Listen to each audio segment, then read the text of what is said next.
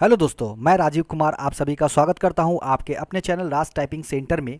और आज page maker class का डे 6 है और आज के इस वीडियो में हम सीखेंगे crop tool, rotate tool, polygon frame tool, ellipse frame tool और रेक्टेंगल फ्रेम टूल के बारे में। तो वीडियो पर बने रहिए, वीडियो को अंत तक देखिए। और अगर आपको मेरा ये वीडियो अच्छा लगे तो वीडियो को लाइक करना ना भूलें और साथ ही साथ अपने दोस्तों में शेयर ज़रूर करें। और अगर आप मेरे चैनल पे पहली बार विजिट कर रहे हैं और अभी तक आपने मेरा चैनल सब्सक्राइब नहीं किया है तो मेरे चैनल को सब्सक्राइब कर ले और साथ ही साथ बेल आइकन पे भी क्लिक कर ले ताकि मेरे आने वाली वीडियो की सूचना आप तक पहुंच सके। तो चलिए वीडियो को स्टार्ट करते हैं। तो जैसा कि यहाँ पे आप देख रहे हैं इमेज लाया हुआ है और अगर आप पेज मेकर में इमेज इंसर्ट करना नहीं जानते हैं तो मेरे नेक्स्ट वाले वीडियो को ज़रूर देखें, क्योंकि मैं नेक्स्ट वाले वीडियो में आपको बताऊँगा कि आप पेज मेकर में इमेज को कैसे इंसर्ट कर सकते हैं। ठीक है, तो फिलहाल हम यहाँ पे बात कर रहे हैं क्रॉप टूल के बारे में। तो देखिए क्रॉप टूल जो है वो आपको मिलेगा टूल बॉक्स के अंदर। देखिए यहाँ पे आपको दिख जाएगा क्रॉप टूल। तो अब बस आपको इसको क्या कर लेना है, सेलेक्ट कर लेना है। ठीक है, सेलेक्ट करना है और इस वाले इमेज पे जाके क्लिक करना है। जैसे ही आप क्लिक करेंगे देखेंगे यहाँ पे पॉइंटर आपका बन गया है और ये जो अनवांटेड एरिया आपको दिख रहा है इसको हमको हटाना है। ठीक है, तो इसको हटाने के लिए आपको क्या कर लेना है, इस वाले पॉइंट पे आना है और इस तरह से इसको ड्रैग करना है। अब इधर से इसको पकड़ के इधर ड्रैग कर लेना है। ठीक है, तो देखिए जो फोटो में यानी कि जो इमेज में फालतू जो एरिया था वो मेरा यहाँ पे क्रॉप हो चुका है। ठीक है, तो मेरे ख्याल से क्रॉप टूल के बारे में आप समझ गए होंगे दोस्तों। तो चलिए अब नेक्स्ट जो टॉपिक है वो है रोटेट के बारे में। ठीक है, यानी कि इसको रोटेट करना है। अगर आप पिक्चर को रोटेट करना चाहते हैं या फिक्स एंगल देना चाहते हैं तो आप रोटेट टूल का इस्तेमाल कर सकते हैं। अब रोटेट टूल का इस्तेमाल आप लाइन पे भी कर सकते हैं और शेप पर भी कर सकते हैं। तो चलिए बारी बारी मैं आपको सभी पर करके दिखाता हूँ। जैसा कि फ़िलहाल यहाँ पे जो इमेज है उसको हमको रोटेट करना है। ठीक है, तो रोटेट करने के लिए आपको टूल बॉक्स में जाना है और यहाँ से आपको रोटेट टूल्स को लेना है। ठीक है, अब यहाँ से हम रोटेट टूल को पिक करते हैं। अब जिधर से आपको रोटेट करना है, देखिए यहाँ पे जैसे ही आप रोटेट टूल लिए यहाँ पे देखिए माउस का जो पॉइंटर है वो कुछ इस तरह का बन गया है। अब जहाँ से आपको रोटेट करना है वहाँ से इस तरह से ड्रैग कीजिए, इस तरह से देखिए, है ना, इस तरह से। अगर नीचे की तरफ करेंगे, इधर करेंगे, नीचे खींचेंगे तो इस तरह से फ़ोटो आपका जो है वो रोटेट होगा। ठीक है, तो देख रहे हैं रोटेट टूल का इस्तेमाल करके आप फ़ोटो को रोटेट कर सकते हैं। अब हम बात करेंगे कि अगर आपको फिक्स मेजरमेंट के तहत इसको रोटेट करना है यानी एंगल देना है, यानी कि इस फोटो को हम चाह रहे हैं 25 डिग्री एंगल पे रोटेट करना, तो अगर आप रोटेट टूल का इस्तेमाल करते हैं तो एक आप फिक्स मेजरमेंट यहाँ पे नहीं दे सकते हैं। तो इसके लिए आपको दूसरे तरीके से इसको रोटेट करना होगा। तो वो तरीका है, आपको क्या करना होगा, कंट्रोल पैलेट को ऑन करना होगा। और कंट्रोल पैलेट ऑन करने के लिए शॉर्टकट कमांड होता है। और अगर आप शॉर्टकट कमांड नहीं याद रहे तो आप क्या करेंगे, यहाँ विंडोज़ टूल में जाएंगे, विंडोज़ मेनू में जाएंगे। जब इस पर क्लिक करेंगे यहाँ देखेंगे शो कंट्रोल पैलेट है और यहाँ पे आपका शॉर्टकट कमांड दिखा रहा है।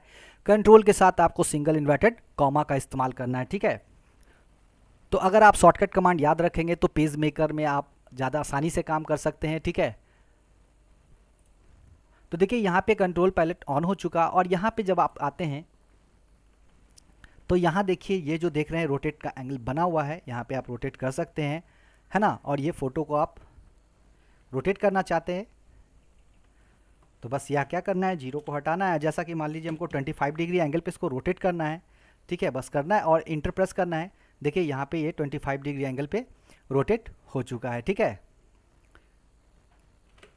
तो इसी तरह आप यहाँ से इसको रोटेट कर सकते हैं। अब यहाँ पे मान लीजिए इस फोटो को हमको फ्लिप कराना है, यानी इसको इमेज को हमको बदलना है। तो देखिए यहाँ पे आपको देखिए यहाँ पे 4 ऑप्शन दिख रहे होंगे आपको। देखिए यहाँ पे है ना, ये फ्लिप हॉरिजॉन्टल है और ये फ्लिप वर्टिकल है। अब जैसा इस वाले फ़ोटो को हम यहाँ से सेलेक्ट करते हैं, कॉपी करते हैं और पेस्ट करते हैं, देखिए इसका डुप्लीकेट बन के तैयार हो चुका। अब इस फोटो का जो फेस है हमको बाईं तरफ मूव करना है। ठीक है, यानी दोनों का फेस एक दूसरे के आमने सामने हो, तो इसके लिए हमको इस्तेमाल करना है फ्लिप हॉरिजॉन्टल का। ठीक है, तो यहाँ पे देखिए जब आप इस पर क्लिक करेंगे, ठीक है, तो देखिए यहाँ पे ये फ्लिप हो चुका है और देखिए इस तरह से आप इस दोनों फोटो को जोड़ सकते हैं। देखिए कितना खूबसूरत हो गया यहाँ पे। अब इसी चीज़ को अगर आपको वर्टिकली करना होगा तो चलिए मैं शेप के ऊपर आपको दिखाता हूँ ये सभी चीज़ को करके। ठीक है,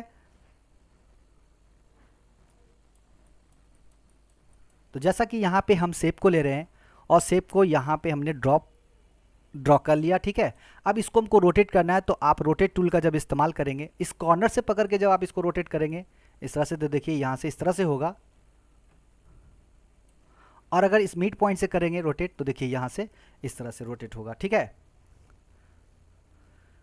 तो आप शेप पर भी इसका इस्तेमाल कर सकते हैं। अब यहाँ पे हम लाइन लेते हैं, और अगर लाइन को रोटेट करना है तो रोटेट टूल लेंगे, तो यहाँ से आप इसको रोटेट कर सकते हैं इस तरह से। अब अगर आपको फिक्स करना है एंगल, जैसे कि इस वाले लाइन को हम चाहते हैं कि 35 डिग्री एंगल पे रोटेट करना, तो देखिए यहाँ पे आपको आना है, इसको सेलेक्ट करना है, 35 डिग्री लगना है और इंटर प्रेस करना है। तो देखिए ये जो आपका लाइन था वो 35 डिग्री एंगल पे हो चुका है, ठीक है। अब अगर इसमें माइनस करेंगे, देखिए -35 डिग्री किया तो ऊपर की तरफ मूव कर गया ये, है ना। तो आप शेप पर भी इसका इस्तेमाल कर सकते हैं, यहाँ से आप लेंगे। अब इसको हमको रोटेट करना है, तो यहाँ से हम इसको 35 डिग्री दिए, देखिए नीचे की ओर आ गया। अब यहाँ माइनस लगा देंगे, इंटर करेंगे, तो देखिए ये ऊपर की तरफ रोटेट हो गया। तो अगर आपको फिक्स एंगल देना होगा तो यहाँ से आप दे सकते हैं, या अगर आपको मैनुअली एंगल यहाँ से चेंज करना है तो आप डायरेक्ट रोटेट टूल का भी इस्तेमाल कर सकते हैं, ठीक है। तो इस तरह से आप इसको एंगल दे सकते हैं, ठीक है। चलिए अब इसके बारे में जानते हैं ये क्या है। तो इसके लिए हम क्या करते हैं, यहाँ पे एक शेप फिर से ड्रॉ कर ले रहे हैं, ठीक है। अब देखिए यहाँ पे हम इसको एंगल दे रहे हैं यहाँ पे, तो देखिए ये क्या हो रहा है, ये जो शेप है मेरा देखिए किस तरह से चेंज हो गया। अब इस तरह का शेप यहाँ पे ड्रॉ करने के लिए आप पॉलीगॉन का इस्तेमाल कर सकते हैं, या फिर आप यहाँ पे इसका भी इस्तेमाल करके इस तरह से शेप को बना सकते हैं, ठीक है। अब जो मेरा नेक्स्ट टॉपिक है वो है यहाँ पे rectangle frame tool, ellipse frame tool और पॉलीगॉन फ्रेम टूल के बारे में, ठीक है। तो फिलहाल हम चलते हैं दूसरे पेज की ओर। और देखिए यहाँ पे आपको मैं बारी बारी बता रहा हूँ। तो देखिए जब हम यहाँ पे देख रहे हैं, यहाँ पे आप इस पे देखिए, तो इसको कहते हैं पॉलीगॉन, पॉलीगॉन है ना, इसको कहते हैं एलिप्स, और इसको कहते हैं रेक्टेंगल, और इसको कहते हैं रेक्टेंगल फ्रेम टूल, इसको एलिप्स फ्रेम टूल और इसको पॉलीगॉन फ्रेम टूल, ठीक है। तब ये दोनों में अंतर क्या है वो देखते हैं हम लोग।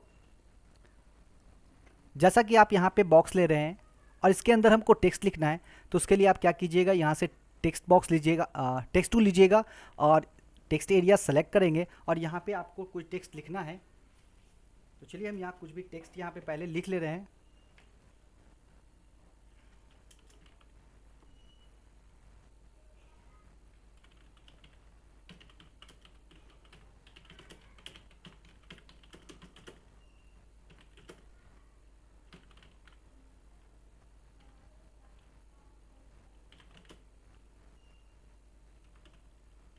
अब रैंडमली हम कुछ भी यहाँ पे टाइप कर दे रहे हैं, ठीक है।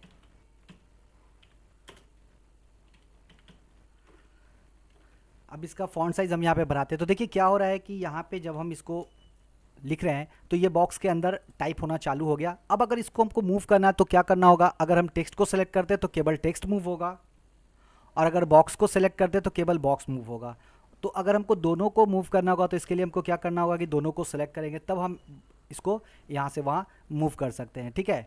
अब देखिए जैसे हम यहाँ पे रेक्टेंगल लिए तो यहाँ पे हमको टेक्स्ट के लिए टेक्स्ट टूल लेकर यहाँ पे टेक्स्ट एरिया सेलेक्ट करना पड़ा, लेकिन जब आप रेक्टेंगल फ्रेम टूल लेंगे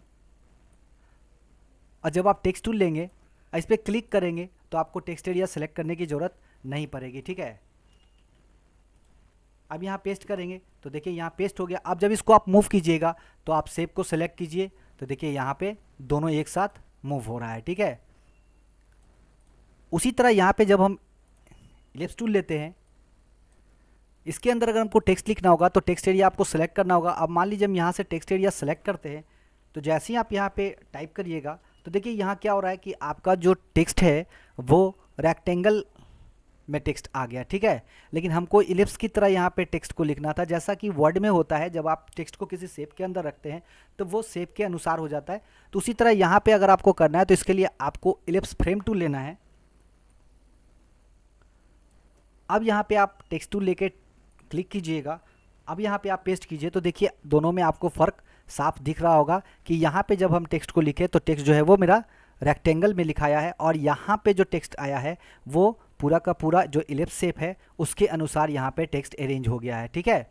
उसी तरह मान लीजिए यहाँ पे अगर आपको पॉलीगॉन में लिखना है, चलिए यहाँ से हम पॉलीगॉन कर लेते हैं पहले इसको।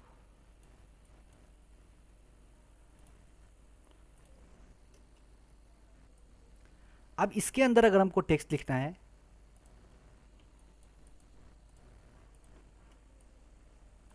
यहाँ हम टेक्स्ट एरिया लेंगे। तो जब भी हम टेक्स्ट एरिया सेलेक्ट करेंगे तो क्या होगा, देखिए यहाँ पे रेक्टेंगल में ही वो आएगा, ठीक है। जैसे ही पेस्ट करेंगे तो देखिए यहाँ पे रेक्टेंगल में ही आया और जो टेक्स्ट था वो बाहर चला गया, ठीक है। लेकिन जब हम इसका इस्तेमाल करते हैं, यानी कि पॉलीगॉन फ्रेम टूल का, अब इसके अंदर अगर हम टेक्स्ट को पेस्ट करते हैं तो देखिए जो मेरा टेक्स्ट है वो पॉलीगॉन के अनुसार, देखिए यहाँ पे पॉलीगॉन के अनुसार ये अरेंज हो गया और आपको यहाँ पे मूव करना भी आसान हो गया। आपको दोनों को सिलेक्ट नहीं करना है, सिर्फ सेलेक्ट कीजिएगा और ये इधर उधर मूव होना चालू हो जाएगा, ठीक है। तो मेरे ख्याल से अब आपको दोनों में अंतर समझ में आ गया होगा कि आपको जो पॉलीगॉन फ्रेम टूल है और इलिप्स फ्रेम टूल है और रेक्टेंगल फ्रेम टूल है उसका इस्तेमाल कब करना है, ठीक है, और किस तरह से करना है। तो आज की वीडियो के लिए इतना ही। नेक्स्ट वीडियो में मैं आपके लिए कुछ और अच्छा चीज़ लेकर आऊँगा, जैसे कि इमेज इंसर्ट करना, इमेज को किसी भी शेप में मास्क करना, ठीक है। तो वीडियो को पूरा देखिए और तब तक के लिए प्रैक्टिस को जारी रखिए। धन्यवाद।